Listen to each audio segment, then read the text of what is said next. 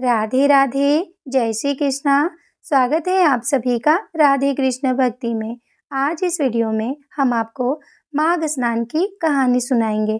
माघ स्नान का बहुत महत्व है, तो रोज इस कहानी को जरूर सुने। सतयुग में निषद नगर में कुबेर के समान धनी हेमकुंडल नाम का एक वैश्य रहता था। वह उत्तम कुल में उत्पन्न सत्क्रिया वाला देवता, ब्राह्मण और अग्नि का पूजन करने वाला था। वह खेती तथा विशेषकर खरीदा बेची का व्यापार करता था। वह गाय, घोड़े, भैंस आदि पशुओं के पालन में तत्लीन रहता था। उसने धर्म के कई कार्य किए, विष्णु मंदिर और शिवालय बनवाए। सूर्योदय से सूर्यास्त तक वह दान करता था। इस तरह सदाचार करते हुए उसके 2 पुत्र हुए, जिनका नाम कुंडल और विकुंडल था। तत्पश्चात वह वैसे अपने लड़कों के ऊपर गृहस्थी का सब भार छोड़कर स्वयं तपस्या करने वन को चला गया। गोविंद की तपस्या में अपने शरीर को कृश करके विष्णु लोक को प्राप्त हुआ। उसके दोनों पुत्र रूप और धन के मद में अभिमानी होकर पर स्त्री गमन करते थे और धूर्तों की संगति में रहने लगे। इस प्रकार थोड़े ही दिन में उनका सब धन नष्ट हो गया। वे अत्यंत दुखी और परम दरिद्री हो गए।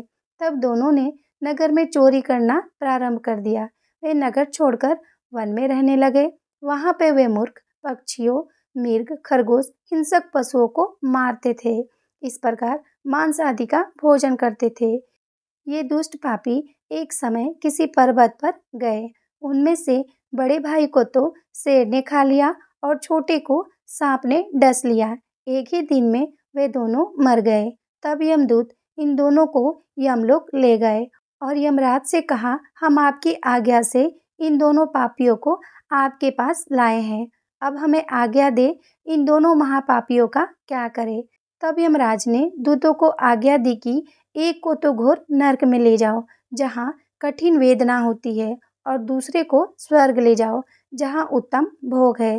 तब संदेहवश विकुंडल बोला, हे दूत, मैं तुमसे पूछता हूँ, सो कृपा कर कहो। हम दोनों भाई एक ही कुल में पैदा होकर बराबर समान ही कार्य किए। हमारी मृत्यु भी बराबर एक ही समान हुई तथा यमराज के दर्शन भी साथ साथ ही किए। तब किस कारण मेरे बड़े भाई को नरक में फेंका गया और मुझे स्वर्ग मिला। तब दूत बोले, हे विकुंडल, माता पिता, भाई बहन आदि का जन्म के कारण ही संबंध होता है। मनुष्य का जन्म तो सिर्फ कर्मफल भोगने के लिए होता है। जो जैसा कर्म करता है वैसा ही फल भोगता है। पूर्व जन्म के कर्म फल के कारण ही तुम्हारा भाई अत्यंत पापों से ग्रसित घोर नरक में गया है और तुम पूर्व जन्म के कर्म फल के कारण ही स्वर्ग को जा रहे हो। तब विकुंडल आश्चर्यचकित होकर कहा, मैंने भी इस जन्म में प्राय पाप ही पाप किए हैं, पुण्य नहीं किए हैं। मैं अपने पुण्य को नहीं जानता हूँ, कृपा कर मुझसे कहिए। तब देवदूत बोला, हर मित्र का पुत्र सुमित्र वेद पाठी ब्राह्मण तुम्हारा मित्र था।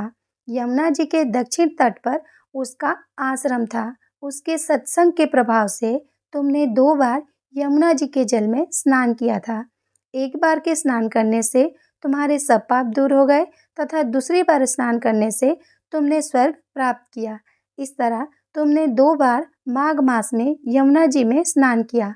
माघ मास के स्नान के पुण्य से तुम्हें स्वर्ग प्राप्त हुआ है। तब विकुंडल मन में सोचने लगा कि अनजाने में किए गए माघ मास के स्नान का इतना फल मिला, तो नियम से किए गए माघ स्नान का कितना फल होगा।